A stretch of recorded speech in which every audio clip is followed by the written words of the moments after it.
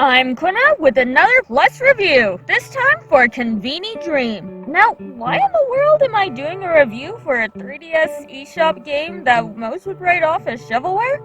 Because why not? Granted, with the eShop shut down, I guess it doesn't make much sense to review a game that'll be unavailable forever, but I hope you at least find this video entertaining. Now, as the name implies, and as the trailer earlier showed, Conveni Dream is about running your own Japanese convenience store. It was released exclusively on the 3DS eShop in Japan sometime in 2014, and then later released in North America on May 25th, 2016.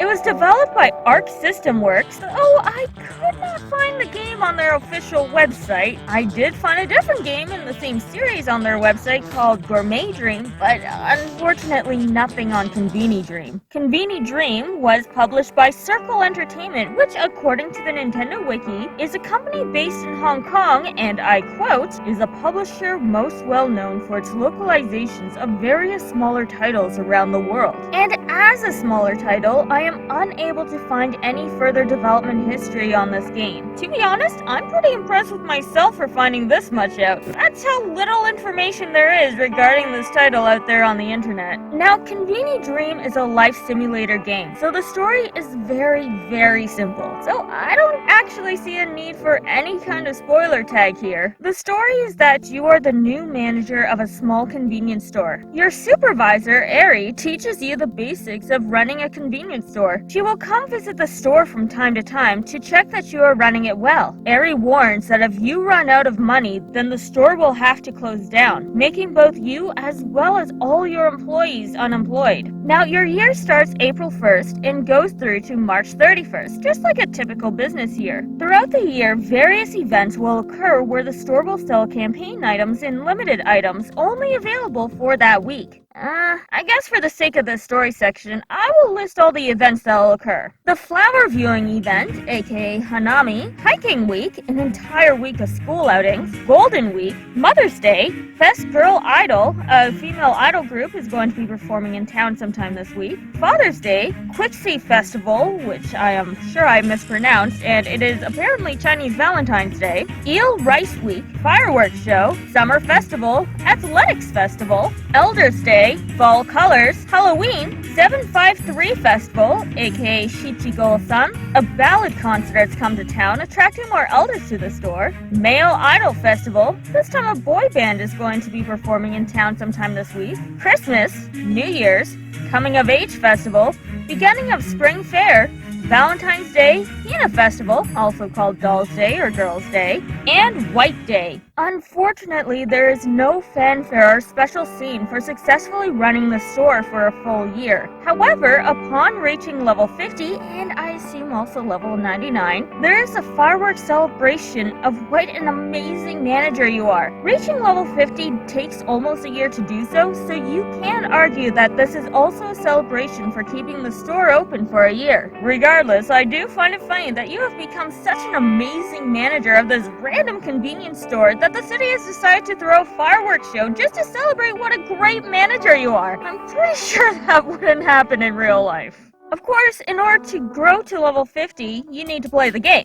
All of the actual gameplay takes place on the touchscreen, though the top screen displays your store's stats, like projections for the week as to what type of customers are likely to be attracted to your store on that week. And if you touch an item on the bottom screen, then on the top screen, you will see what customers will be attracted to that item, giving you an idea of what to sell that week. You also see how much money you have, how much is needed to run the store, as well as the current date. The gameplay loop itself is really simple. First of all, in order to run a store, you need employees. Employees that are perfectly fine with working 24 hours a day, 7 days a week, because video games. Cashiers man the cash register, janitors keep the store clean, and you can also tap the trash cans outside, as well as large puddles or packs of snow blocking the door to have a janitor go out and clean it up. Stockers will automatically restock the shelves with the last item that was in them. The only employee that is mandatory to have the store running is at least one cashier, but the janitors keep everything clean and appealing to customers, and stockers become more and more important as the store gets bigger and busier.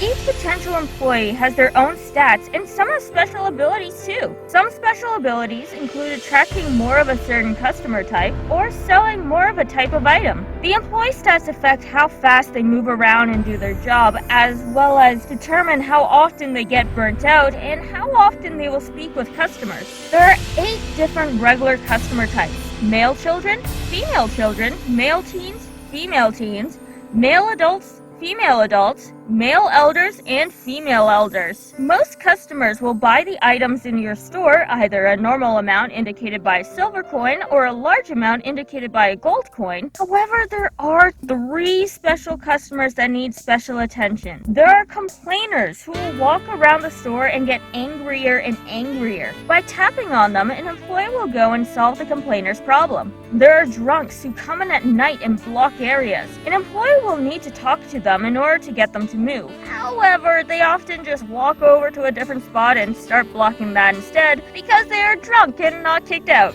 Finally, there are shoplifters who are very happy with what is in your store and will try to bulk steal an item, such as 100 boxes of ice cream. Tapping on them will send an employee who will catch the shoplifter and make them buy the item. Employees with high customer service will automatically go to these special customers to resolve the problem without the player's input. Probably because the employees are around 24/7, they do sometimes get tired. As the manager, you need to tap on them in order to give them a pep talk that'll get their spirits up. The janitors and stalkers will stop in place when they are too tired to work, whether it be after doing their job or talking to a customer. Cashiers, on the other hand, when they don't want to work, they will hide behind a different cashier, as if their coworker will protect them from doing their job. But after that pep talk, they'll stop hiding and get back to work. As I said in the story section, sometimes Eri will come by and check out the shop. If she likes what she sees, then she'll give you an experience boost. Of course, selling items are the main way to gain experience, and when you level up, you unlock new items to sell, new devices, and new shelves to put down, as well as being able to expand the store size. The size of the store goes from a regular tiny store up to a stadium size. Actually, if a convenience store is the size of a full stadium, is it still a convenience store? Regardless, there is a limited number of spaces in and out of the store. Outside, you can put up advertisements. For example, you can put up large posters that'll show a picture of a random item currently in your store, like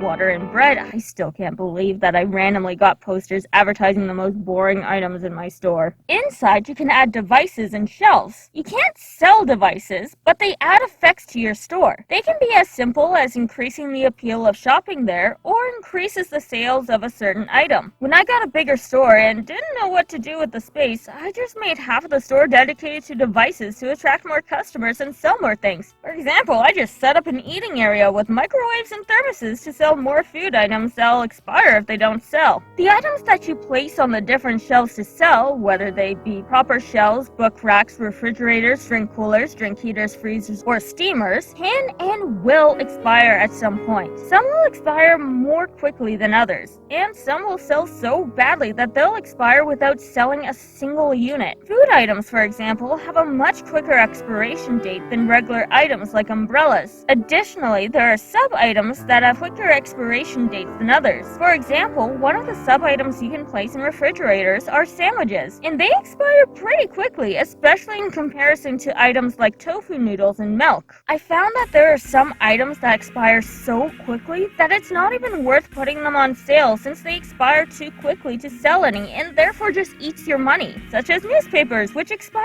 after 1 day. However, you may be gently encouraged to sell these items due to missions that your supervisor will give you. These missions include such things as placing a certain number of a specific shelf down, sell a certain number of a specific product, or a long-term mission such as dealing with 100 shoplifters. You can certainly ignore these missions if you want, and doing all of them may affect how your store will look, but completing missions gives you an experience boost. Now, a very minor but arguably important gameplay feature is the speed selection. You can choose how fast the game will play, which also affects the difficulty. I only played on slow, which you can argue is easy mode, but it is also the default mode and didn't even know there were other speeds until I pressed the button by accident. And the other speeds are normal, fast, and fastest. The faster the speed, the faster items will expire, and the faster the special customers will move. All that being said, the most important gameplay feature is actually manning the store. Using the touchscreen, you can tap a shelf to stock products. In the shelf's menu, you can choose to replace a product currently in there or restock it yourself if you feel like stockers have been overwhelmed by too many things selling out all at once. Then, by tapping an empty space, you can place the various new shelves and devices. You use the stylus to move them around as you please. Therefore, there is a puzzle element as you need to make sure everything is accessible for customers and staff to reach, minimizing the travel time between shelves, all while making it look pretty and organized as per your personal preferences. Speaking of which, there are also costumes that you can put your staff in, most of which have the effect to increase your store's appeal during certain months. The chibi art style is cute and works for this game. With the smaller characters, more can fit into the store without compromising identification of characters. Since you see your store in a top-down view, the people inside are distinct and instantly recognizable to what type of customer they are. The game also clearly telegraphs which customers are the complainers, drunks, and shoplifters. The employees all have their own distinct looks and names, and when you couple that with their stats and special abilities, then you can infer some type of personality upon them, though I was not able to remember any of their names. But since some of them resembled other characters from different things, I ended up calling them by those names instead. This green-haired stalker I called Subaru because they look identical. I only ever called this blonde stalker Chase, though they do not look too much alike now that I think about it. But this pink-haired cashier is 100% Lila. Why is Hinako working in my store? Shouldn't she be doing warrior princess stuff? All jokes aside, it is useful that the employees have unique looks to distinguish themselves from the generic customers. It's much easier to keep track of someone who looks like Subaru than it would be if it was just a generic cookie-cutter design.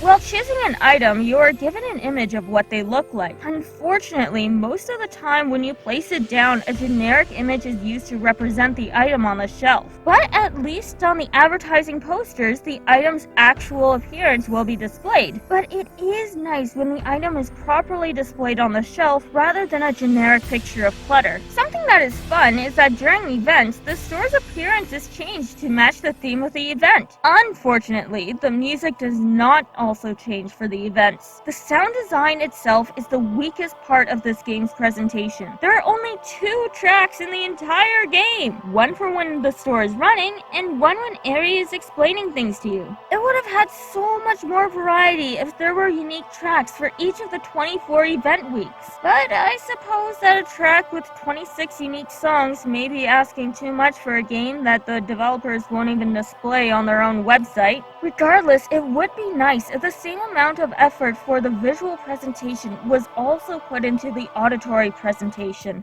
Going into this review, I expected it to be a short 4 to 6 minute review, which is kinda sad since I did play the game for nearly 40 hours for the sake of this review. But there really is not much to talk about. The story does not exist because it is a life simulator, and it appears as though the developers are not proud of the game enough to put it on their website, despite having a different game in the franchise up there. And the auditory presentation is so lackluster. However, the visual presentation is cute and arguably serves the gameplay. The gameplay itself is actually a lot deeper than I thought it was. Don't get me wrong, the gameplay loop itself is very simple, and if you optimize your staff, then the store can run itself for a few days. But it's achieving that optimization that is arguably deep. Choosing the right staff that have high stats and effects, selecting the correct costume for the month, and stocking the right items that'll fly off the shelves without any risk of expiration, that managerial preparation is where it is deep. Of course, alternatively, you can ignore all of this and just make the type of store you want. As one would expect of a life simulator, Conveni Dream is flexible like that. Now, I think it is very easy to argue that I was was playing on easy mode. My speed was kept as slow, and I didn't fill my entire store with products to sell. I'm sure if my stadium-sized store was